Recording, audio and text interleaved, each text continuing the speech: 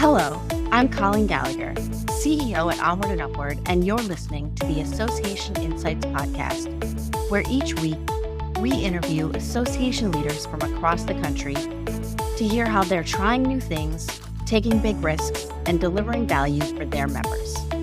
We'll explore the realities of what it means to work in and with associations and bring you the insights and inspiration you need to advance your career and make big changes at your association.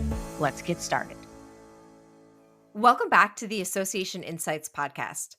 I'm your host, Colin Gallagher, and you all know how much I love nerding out over AI, so I'm really excited for today's conversation. I'm joined by Rob Barnes, CEO of Betty, and Betty is designed specifically for associations as an AI knowledge assistant. And more about Rob, at just 19, he embarked on a career in association management with Surf Life Saving Australia. And over the last 3 decades, his professional path has taken him across 3 countries, with each experience enriching his leadership skills and igniting a lifelong passion for community service and innovation, which fits so perfectly in our association world here. And as the CEO and co-founder of BettyBot, Rob leads the charge in innovating for associations. So I'm really pumped to talk to him. And Rob, thank you so much for joining us today. Great to meet you, Colleen. It's great. I'm looking forward to the conversation. Awesome. I can't wait to learn more. And I love the story about the start of your career and jumping right in at 19, but you've really seen a lot of the association world. So I would like to know, in the last few years, what you've seen as some of the biggest operational or maybe engagement challenges that associations are facing and how those are evolving now with the rise of AI at the same time. Yeah, hasn't it been super interesting? It's a formative time for associations. I think our contention at Betty, the co-founders, when we started talking about this in late 23, our contention is this: associations are the best placed organizations in the world to benefit from generative AI. And there's a couple of reasons for that. The first is they are already, and have been for significant periods of time, the largest repositories of knowledge for their industries or their professions. And in some cases, as I'm learning here in North America, some of these associations have been around for over 100 years. Right. That's a lot of time to be collating knowledge. The challenge has been that, so the other reason that's an important thing in the era of AI is around trust. And so the way those bodies of knowledge have evolved over those decades and centuries has been through mechanisms that we trust: peer review, ideation, collaboration, committees that have got together, the subject matter experts get together and they talk about this and they validate and they verify, they experiment. All of these systems and processes that are absolutely fundamental to the way associations have worked has built this body of knowledge on a foundation of trust. The early stages of the introduction of what I'm going to term public AI, but AI directly to the consumer, has started to erode that trust, because people are willing to accept any of the words that gets delivered back to them by a GPT or something like Right. and care little about the verification of the information and that. And then we started hearing terms like hallucinations and all these sorts of things, right? So for us, the imperative here is, how can we leverage the fact that these repositories of knowledge are sitting there? There's this latent asset that absolutely needs to be exposed through the modern technological interfaces that are available through generative AI tools and the like, but also protect the trust that those associations have earned the right, protect the intellectual property, but protect the trust that people have in that body of knowledge. That's what we're excited about, the fact that there is a way to engage with knowledge now that didn't even exist 6 months ago. It evolved so quickly. But the knowledge that we can engage with can be, we call it like a walled garden, right? For each industry or profession through the mechanism of an association. So I think the role of an association in this kind of knowledge management era is going to fundamentally change.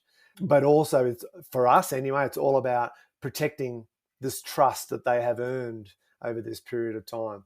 And wow, is it a journey to see how this is impacting associations.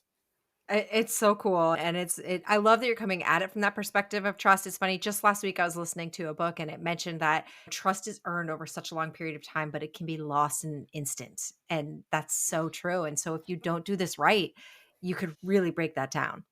I think what's happened is that the rise of the public AI tools that are available has like exponentially grown people, the human comfort level with interacting with a tool like this, right? And so very quickly, like it took us a decade to learn how to search properly, and people were worried about searching the internet, but now it's a behavioral paradigm that's already starting to fade, but we learned it as humans, right? What do I need to know? Oh, I search for it, right? That's the default behavior. How Yep. quickly have we gone from needing to search for stuff using keywords to just prompting a GPT? Super quickly. Everybody's kind of used to it. So that behavior is important to when we think about engagement of our stakeholders. What you've got to have behind it is the technology that's going to trust and verify, protect. And people are excited by, hey, I can upload documentation to it and it will only talk to me about that document and think about that. I'm like, yeah, but do you know why they're allowing you to upload documentation to a public library? It's because they ran out of content to train their models on, and it's too expensive to go and scrape the entire internet again. Yep. So they're making you do the hard work for those public models to make it more knowledgeable, but you're doing all the heavy lifting and you're probably giving away your intellectual property. And so Right. for us, it was like, we've got this technology now that creates this kind of proprietary layer of abstraction from the language model and allows an association to capture just their intellectual property, their knowledge base, and make it now available through the interface that we're all becoming used to. And for the most part, we're loving. But we're trying to do this in a way that protects the institutions, protects the knowledge first and foremost, but Mhm. also does so in a way where we're guiding the organizations through a path of having good governance around these things. So the technology is great and it's wonderful and it's delivering value, but let's do that within a framework of how do we maintain trust? We have good governance, we have good principles, we have a good strategy about how we're going to do this for our industry and our profession.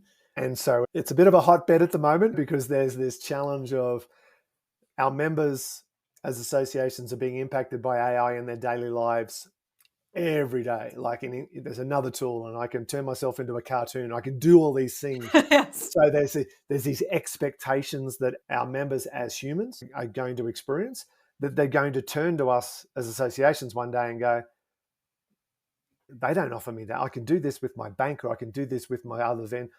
I can't do it with my association. So that is going to be a broadening gap. And unfortunately for associations anyway, that gap is widening faster than any other technological advance in my 30 odd years of working, 50 odd years of life. And so if we don't make decisions far more quickly than we're used to making decisions, associations not really known for making quick decisions, if we don't make them faster about how are we going to have good governance, good structures, and a good technological interface for our members, it's going to widen so quickly we have the potential to fall behind, and our knowledge will become quickly usurped by all the rubbish that's on the internet because it's more easily accessible. And that's an unfortunate sign of the times.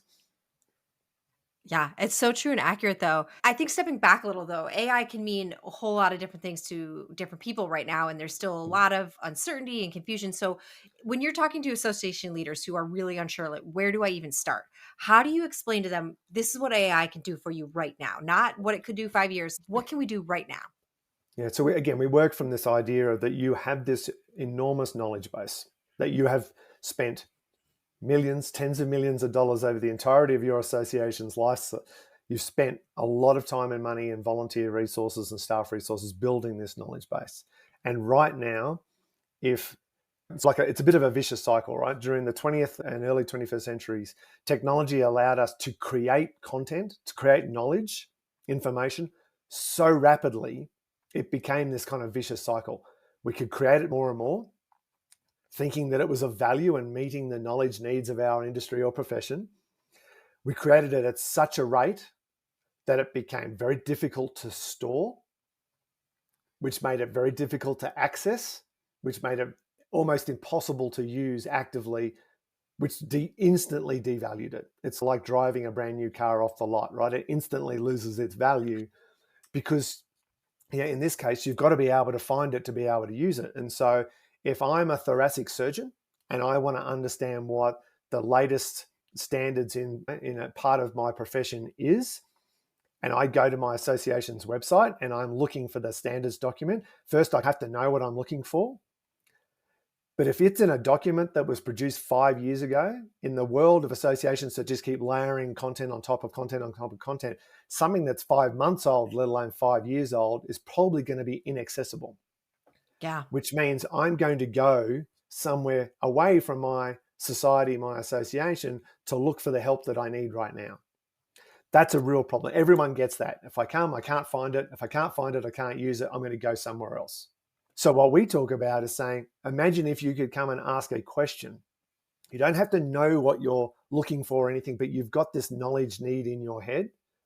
What if you could come to the association and talk to someone, and I'll anthropomorphize because it's easy. What if I could talk to someone and just say, hey, I'm at work. This is my situation. I'm researching a paper and I need to know whether someone's already written about this in the past. I don't want to reinvent the wheel, but I'm really interested. My idea, my hypothesis is this. What if you could ask someone at the association and pose that to them and have them instantly respond? But not only that, they can instantly use the entirety of your association's knowledge base, and I'm talking all the decades of every journal, every blog post, every newsletter, every article that's been written, every conference proceeding, every session synopsis, and instantly reference all of that and bring it all together and say, that sounds like a really interesting hypothesis. What I do know is that in 1979, Colleen and Rob did this co-presentation here at this conference, and here's what they talked about, which kind of links to this other document over here, which links to this report that was produced. Is this the kind of information that you're looking for? Yeah, I didn't know that all of the... And so a generative AI tool like Betty is able to create these connections between the knowledge need I have as a human and seemingly disparate sources of information through an entire repository that have probably never been connected ever before in the entirety of that association, right? No one has drawn those connections together. Now, what that's done is produce an entirely new piece of knowledge. My inquiry into a static knowledge repository through a discovery has discovered these connections. I'm asking a bunch more questions. I'm outputting something, which in this case, let's say it's a research paper, a submission to a conference, or some other knowledge asset, which can then be fed back into the knowledge repository for anybody else to discover and use. What I just described can happen in seconds. Whereas previously it would have taken months and probably years, or never have ever connected a webinar to a research paper to a conference proceeding to all of that interconnectedness had never been discovered. Generative AI can do that for us in seconds. That's what's hugely exciting for us. Yeah. Yeah, it really is. And talk about a huge pain point associations have had for so many years that all of a sudden there's this amazing solution. And I want to dive into this knowledge piece you keep talking about. And I love the concept you all talk about as the association knowledge cycle. And I think that's so powerful. And I'd love for you to walk us through what that means and why it's such this massive opportunity for associations. And it's actually quite a good lesson in the value of AI as well. And Thomas Saltman, one of our co-founders and one of the architects behind Betty, we were talking about it this morning. We're just putting the finishing touches to the Association Knowledge Cycle book right now. It's about to go to the publisher. And we talked about how did we even get here in the first place? And it was using Betty. And so through the initial stages of sharing the technology with association executives, we were recording every conversation and every demo that we would do, right? Because we were really trying to intently listen for the pain points, the challenges, what are the questions, what are the concerns? So we were capturing all of this, and thankfully the association market is really open to learning, so they were open to letting us learn this. And then we were transcribing that, and we were giving that back to Betty and saying, what are you learning from this? What are you seeing as the trends? What are the concerns? Like really trying to pass out themes, trends, analysis from hundreds of hours of demoing. Now, we could never have done that ourselves as humans. Like, that would have just taken forever, and it would have probably been a little bit mind-numbing. But in an hour, through a couple, and this was experimenting with a couple of different versions of Betty that we built, she was able to pull out what originally she was talking about was called the knowledge cycle pillars. There was 3 pillars of knowledge. And then we went back to her and said, what's an association knowledge cycle? How can a cycle have pillars? What else can we? And then we started exploring. So she built this kind of framework, this idea, and articulated it back to us, coming directly from the customer problem, the problems that associations have with knowledge, this vicious cycle of knowledge. And then she coined the phrase, the virtuous cycle of knowledge. And we're like, oh, okay, now explain to us what this means. And again, it's what I just described. A repository gets discovered and gets used and gets, yeah. And then the synthesis of the discovery, what I'm asking, what it's producing, becomes new knowledge, which goes back to that. Like she was positing this to us and going, does this make sense to you? And we're like, absolutely, that kind of makes sense. We tested that with some association executives, they get it too. And then we fed that into a public model. Claude at the time, we were talking to Claude because Claude at the time was a really good authoring tool, a much better authoring tool than some of the other public models. And during one of the conversations with Claude, as we were riffing off this, it referenced a thing called Metcalfe's Law. Now, Metcalfe's Law comes from telecommunications, that sector. But the methodology in Metcalfe's Law is about the interconnectedness of people and information, these nodes. So we went back to Betty and said, hey, we've just learned about this thing called Metcalfe's Law and this idea of nodes. How does that relate to what we've been talking about with cycles and pillars? And then we had this whole conversation. So this cycle, this association knowledge cycle that it really is now for us is the central component of what our technology is designed to deliver. Came about by having this kind of conversations with Betty and using an AI to synthesize. In our case, it was hours and hours and hours of conversation. But you think about that in the association space, 100 years worth of content, of knowledge can be synthesized, used through discovery, which creates new knowledge, which then makes it accessible. And so one of the use cases that has excited me the most is an organization that everyone's got subject matter experts, right? The volunteers we rely upon to help us give the right information, the accurate information. What's it based on? It's based on their decades of practice. What happens when these people retire or leave the industry? We lose swathes of institutional knowledge from retiring volunteers and staff and all the time. And I'm like, can't we just train Betty to remember everything that these 3 guys said? So in this case, it was an organization who had 3 octogenarian men who have been working in this organization for 50 years and knew more about these industry standards than anybody else in the industry. But the staff are like going, we have to let these guys retire. Like they should be fishing or playing golf. They should not they should not be answering 15 emails a day from the industry or for the staff. But I'm like, we can solve this. Every time they send an email, capture it, copy and paste it into a document. Every time you have a conversation with these guys and ask them to answer questions, record and transcribe the conversation. We'll turn them into knowledge assets, PDF documents. We'll feed that to Betty. Give that back to the 3 guys and say, ask the questions that you get asked and verify Betty's answers for us. And they got in there and they were absolutely hammering her with things that they like. So she got trained on the standards and trained on all of their institutional knowledge. And she is now the amalgam of those 3 gentlemen's 50 years. So collectively 150 years worth of expertise is now trained into Betty's brain. And so these guys can go fishing. The staff have got a knowledge assistant available to them. The industry had it. The legacy information that can be captured, protected, and then made accessible to anybody who needs it in perpetuity coming out of people's heads, that just blew me away. Because I'm thinking about it in terms of information that's been published originally. But the really good stuff, it lives in all of our SMEs, our staff, our volunteers. It lives in their heads. We don't write it down. We just know it. Yeah. This is so fascinating to me because this is probably we just had our 100th episode. This is like maybe 103. And our second Congrats. or third episode, thank you. But our second or maybe third episode ever was someone I'd worked with at ASAE on a committee, and we brought him in and we were talking about this institutional knowledge at associations and what do you do when it walks out the door. And oh my gosh, this is finally a solution. Like I'm blown away. This is so cool. Well, ASAE was one of the organizations that we pitched to really early, right? I'm a Yep. CAE.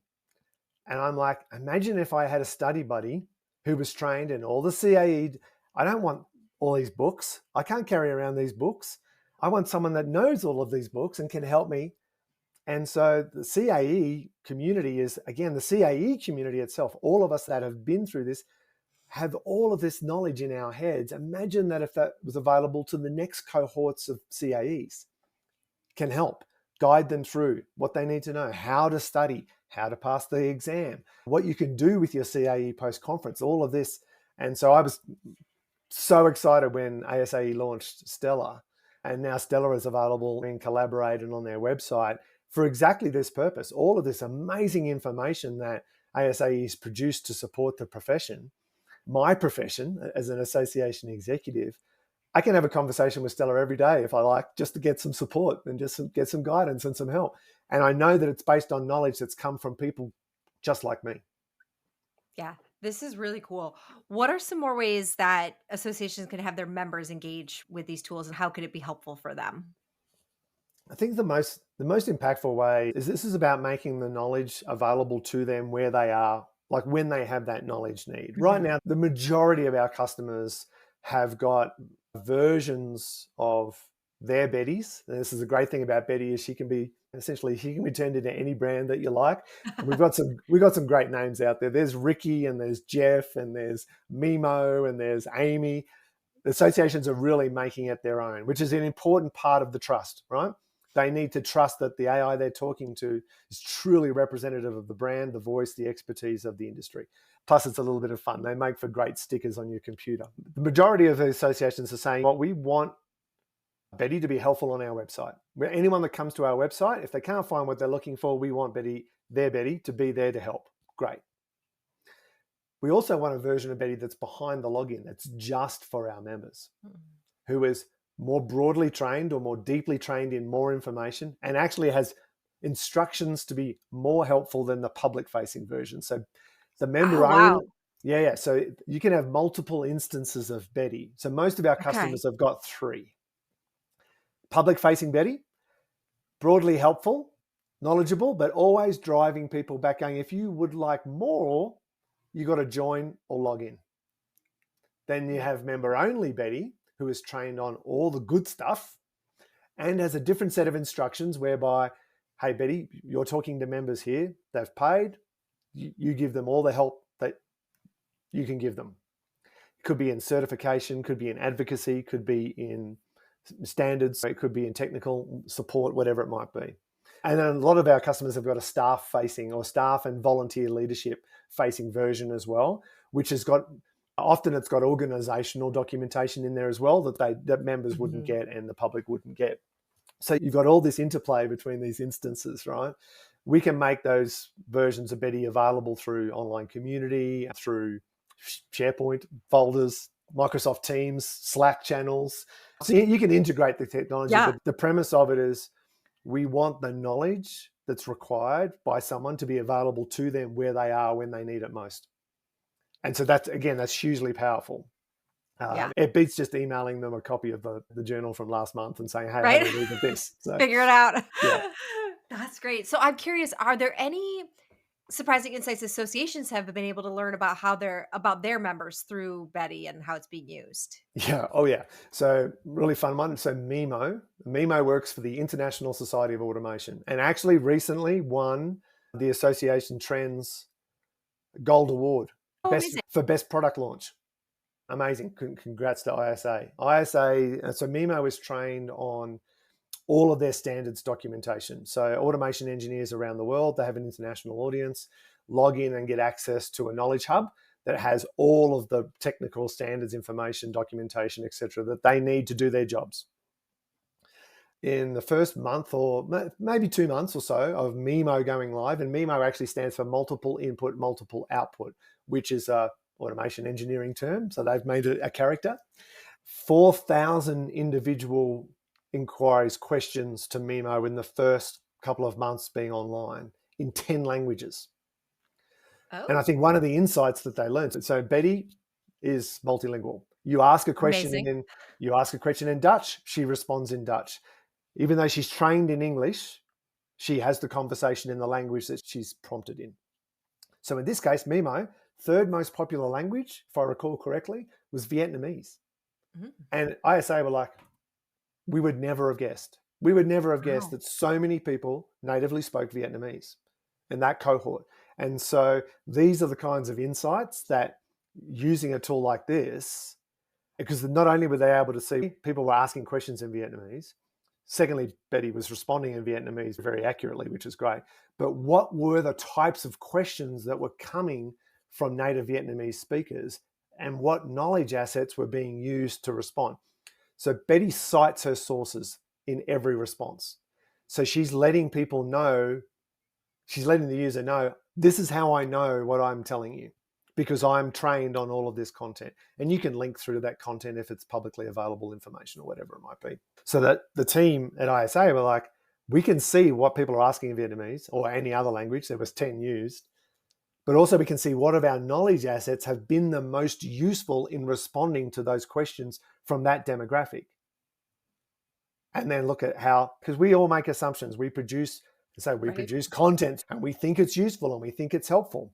Betty is telling us in real time, or let me more broadly, generative AI gives us the ability to get insights into in real time how useful is the stuff that we are producing to our industry, to our profession.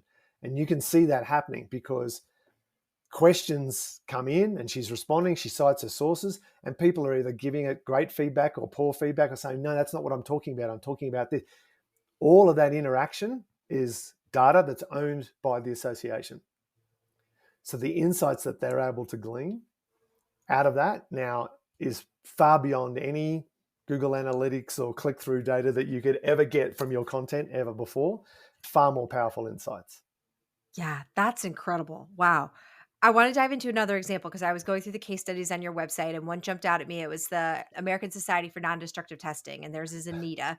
And And yeah, so we had actually featured them in our newsletter, gosh, 3 years ago. And then they won our inaugural, we had these A100 Com Impact Awards that recognize different member engagement type programs. And they had an amazing, innovative content strategy. So I was like, no surprise to see them added again with something exciting and innovative. But I'd love to know what has their experience been like, and my understanding is they're using AI to support member education and knowledge access.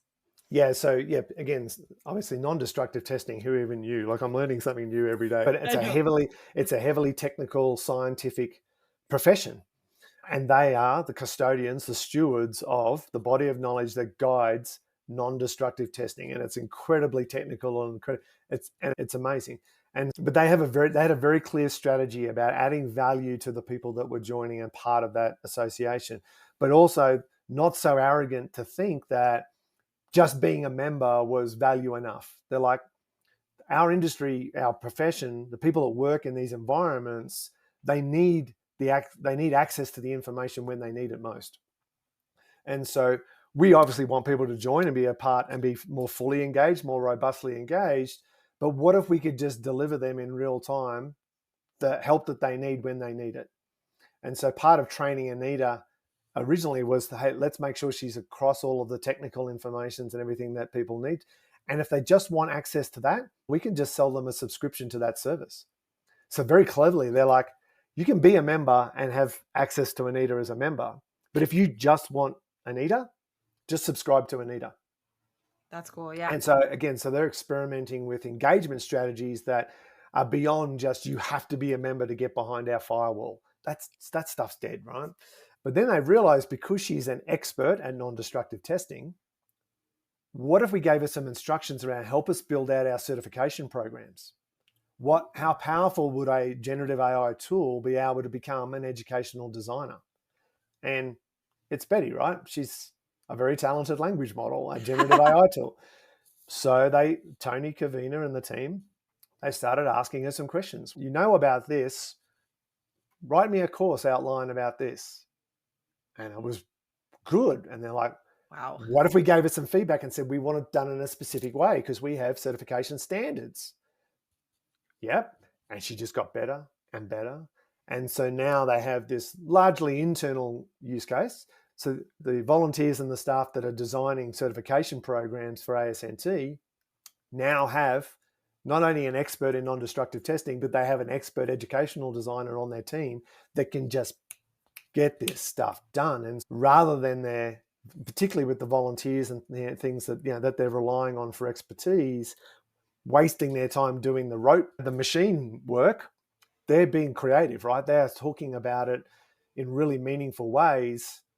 And Betty's just like, yeah, I can do that for you. You want a course outline? Great. You want course material? Great. You want a webinar script? Great. And just like bang. And so productivity is high, but it also means that they get back to doing the human things that are so important to that profession, to that industry. Just super exciting. And I think there's a number of examples where organizations, where our customers are seeing the ability for Betty, and the three areas where there's a lot of focus now: certifications, one; more broadly, educational professional development is another; advocacy has really started. Missouri State Teachers Association have done some amazing things using Betty. Their version of Betty is called Tilly, but using Tilly to help build engagement from their profession, the teaching profession, in their advocacy efforts. And it just blows my mind what people The are doing. applications are just like, my mind's going a mile a minute right now thinking of, oh my gosh, so-and-so should be doing this and this. And there's just so much you can do. Yeah. I do want to talk about the flip side, though. There's obviously a lot of talk and concern around ethics, privacy, and control when it comes to AI. So you hit on a little bit earlier, but how does Betty address those concerns really? And what do associations need to be thinking about when they're evaluating AI tools? Because we talked about that member trust, talk about ruining that trust. If you compromise member data in any way, that is huge. When we first thought about the potential of this, the way we wanted to approach organizations about, I guess, the functionality that's possible, right? We ourselves had to think about, we wanted to make sure we were perceived, that our reputation was built on an ethical approach to doing this as well. And it's a simple one for us. When you onboard Betty to your association, Betty can only be trained on content that the association owns, has license to use, or it's publicly available from a public source. That's our guardrails. So unless you can prove to us that what you want Betty trained on fits into one of those three buckets, and when we get to the publicly available piece, we are pretty much, just by our own volition, we're limiting it to government sources. So our CPA society customers, they do want their versions of Betty trained on some of the IRS tax codes because it's applicable to the knowledge needs of their members. And IRS tax information is available publicly on the government website. For us, that's what we call fair game, right? But you've got to own it. You've got to have a license to use it. And so if it's a third-party book, journal article, even another association's content where there's some commingling of things like standards, and particularly in the standards world, lots of associations, they work together on certain standards, right? And so it's as applicable to non-destructive testing as it is to welding. As long as there's an agreement between those two that we can actually cite, then we are happy to bring. But those are our ethical guardrails, that this walled garden can only be entered into with the appropriate permissions to do that. Now that has two advantages. One is, for us at least, it helps us promote the fact that we're doing this with the right methodologies, the right standpoint, the right perspectives, but also it actually makes Betty perform better. So as an AI, because people talk about hallucination. Hallucination is just the commingling of a lot of crap on the internet as the source of knowledge for the AI. Betty doesn't have that because her knowledge base is contained to only that content that the association has said they want her to be expert in. And because it's all contextually related, like it's the same industry, the same profession, the same stuff, she's seeing all the connections. Remember the connections? She's seeing all these connections. So like, oh, this makes perfect sense to me. And she can articulate it in ways that makes perfect sense to any user. So there's a dual benefit of being limited like that. For an association, we like to see them have a clear strategy. What are you hiring Betty to do? Yes. What's the gap? And even my own philosophy has always been work from the customer problem back, not from your feature set forward. That's where true value is gleaned. So come to us and tell us what is the problem that you think hiring Betty or onboarding Betty is going to solve. And that automatically sets up a framework that we can both work within to make the right decisions about what are we training Betty to be an expert in and who is she going to serve? And then also what she's not allowed to do. And part of our value that we believe we bring, and we've proven now 100 plus associations later that we can do, is we can coach Betty. Betty is coachable, steerable. Do not go anywhere near legal advice. If anyone is asking you to fully transcribe a document that they should have paid for, shut it down. We can coach her to pick up on these things as people try to prompt engineer their way into not paying for a document and want her to transcribe it. She just won't do it. She literally will say, I know what you're trying to do. And I know. I love it. Yeah. And so these are important guardrails for the organization to come and say, and this is what I loved about ASNT. We talk about them, and MSTA is another example. They came with a very clear strategy. This is what our hypothesis is. We believe if we use an AI tool to do this work, these things are going to happen.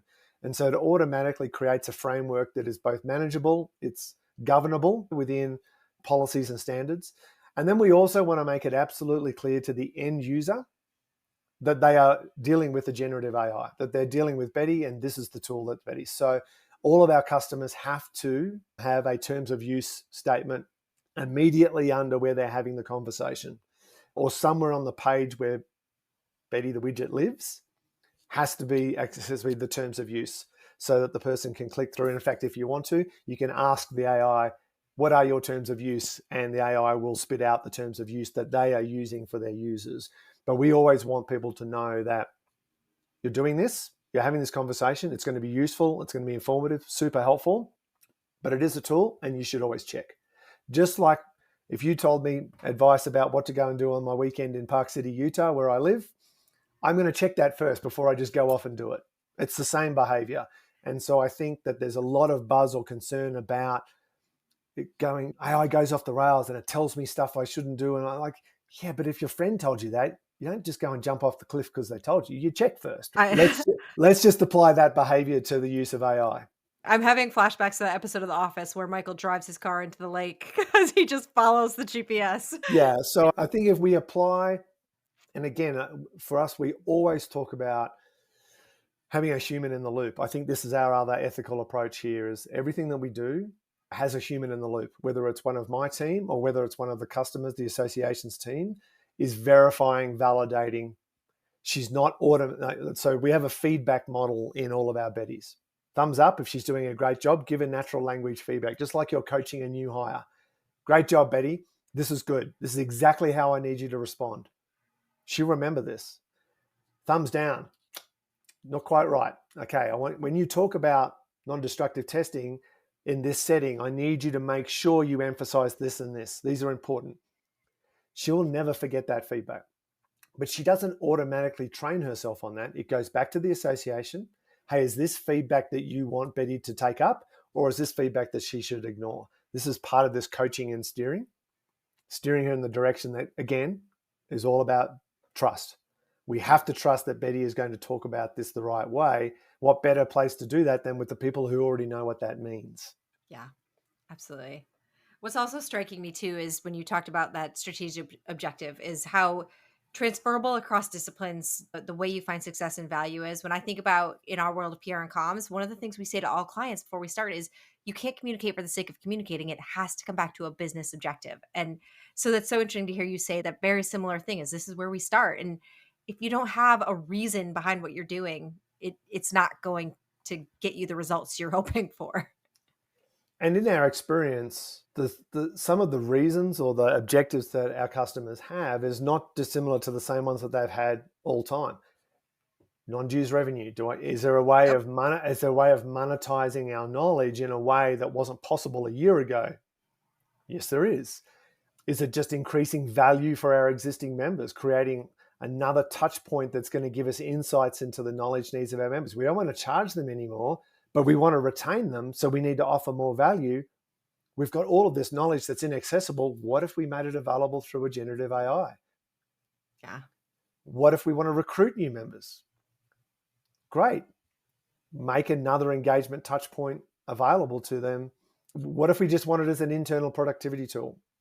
This conversation, this concern that we all know and love, AI is going to replace people. It's going to take my job. Oh, I'm like, no. And again, we've heard it, and I agree. In the association world, AI is not going to replace people who work in associations. People who know how to use AI are going to replace people who don't know how to use AI. Yeah. We just cannot get away from that now. Yep. So what does that mean? It means that if you're an association that has 4 member services staff whose full-time job it is to answer inbound email and phone calls from members and sometimes the public about standards, about policy, about advocacy programs, they can only, and I used to run one of these teams when I was GM of operations at the National Fitness Industry Association back in Australia. I had 3 technical services staff and 4 full-time people answering the phones. We would take inbound somewhere between 4,000 and 5,000 phone calls a month. Wow. And these are people if I use this as the kind of the use case, these are exercise professionals, personal trainers, gym instructors who needed to be accredited to do their job. In order to take a client on a run, to go into the gym for their next shift, they had to be accredited. If their accreditation fell out of date, they couldn't work. It was my team who was responsible for the database making sure it said that they were accredited or not and that they had ticked all the boxes. Yeah. But back then, and this is 2 years ago, a little bit more, it was my team were like looking at the standards documents on the website and then looking through the piles of paper to find the application form that probably came, or all of this was just me. So to do 4,000 or 5,000 phone calls a month manually, incredible amounts of work. And I think back to it now because we have customers now who have got 4 full-time staff, member services. Phone call comes in. This is my question. These people are not CPA trained or certified, whatever it is. They're membership staff. They're really good. What do they do now? They can turn to Betty and say, Betty, I've got a member on the phone. This is their challenge. What do I need to let them know? And across the entire knowledge base of all the certification standards, exam, and even if you wanted to, you could connect it to a database, a membership database, and say they've got 20 hours left to complete. And these are all the courses that are coming up in the time frame. Whew. Hey, Matt, good news. And this is happening again in seconds. Good news. So what does it do? It makes the member services team member feel so more empowered and valued because I was able to do this in an instant and give this human connection absolute value. What does it do for Matt on the other end of the phone? Oh my God, the first person that I spoke to at my association was able to answer my question, like literally while I was on the phone. And hey, can I email all this information to you? Cut, paste from Betty, email, sent, done. So the not even just the productivity, that's table stakes, right? That's going to happen because we can do this in volumes that were never possible before. But for me, it's talking to the member services staff member that says, I don't have to wait for my boss or the standards development manager to get back to me on a technical question.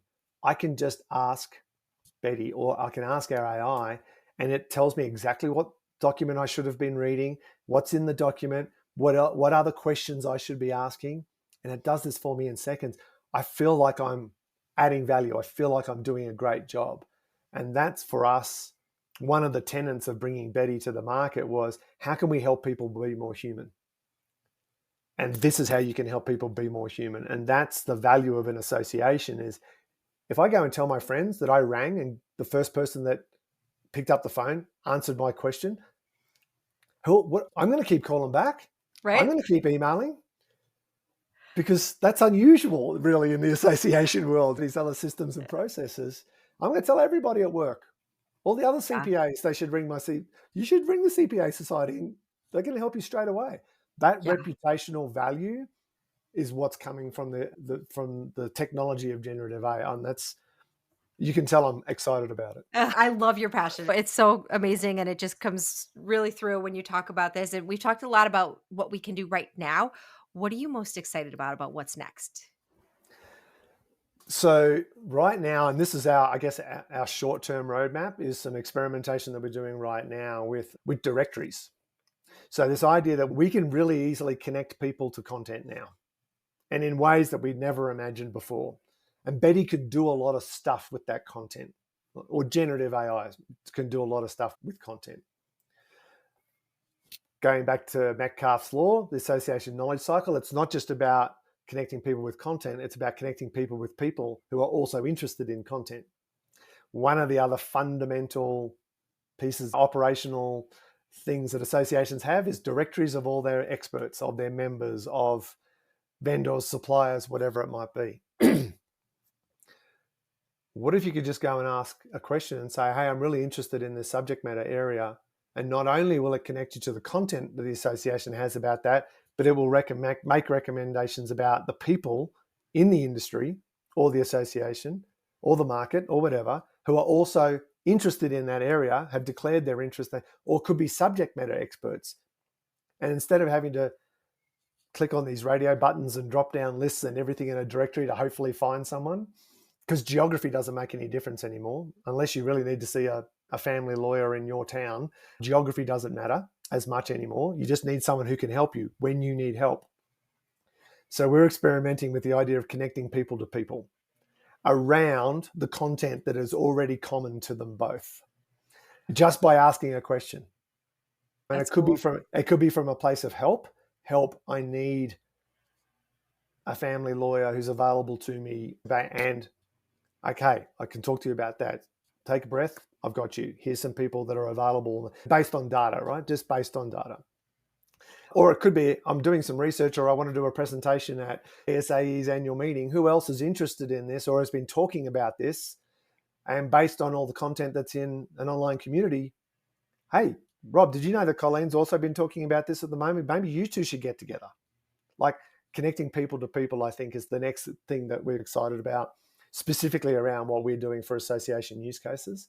But then, of course, what I'm seeing associations get a lot of value from the kind of the broader market of AI tools, just making really engaging content. I've seen people produce podcasts now. You can feed the transcript of this, turn us both into cartoons, and put a video up online of us, a cartoon, you and me having this conversation. That stuff's fun.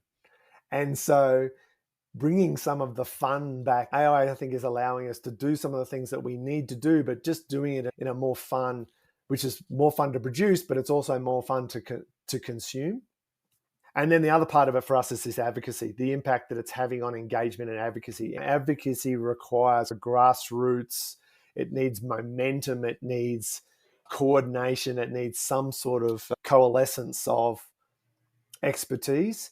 Now, AI is already proving, and I think for us, we want to prove it even more. We want to get deeper into this, is how can we bring all of this together to make advocacy campaigns truly impactful, from, I guess, idea, if that's the right word, from it to here's the law that changed or was stopped or whatever as a result of our efforts as an association, because otherwise they're heavily time intensive and very expensive campaigns to run. How else could we have an impact on the advocacy world that associations live in? Yeah, man, this is exciting. Very cool. Rob, I'm so appreciative of everything you've shared today. It's so interesting, and I think it's going to get a lot of our listeners really excited. Before we let you go, though, I like to wrap up every episode with some just for fun questions. So a little lightning round here for our listeners to get to know you better. First one is, have you gotten to get away to anywhere fun lately? Oh, no, I haven't. I went back home to Australia for a couple of weeks because I became a godfather for the second time, one of my closest friends. Oh, that's fun. So that was fun. But I will say my plan is, because I now live in Park City, Utah, the snow has started to melt. So it's time to get on the mountain bike. So my plan is actually to get into southern Utah and ride my mountain bike. So I'm excited about that. Awesome. Love it. If you're a podcast listener, what podcasts are you listening to that you would recommend for our audience?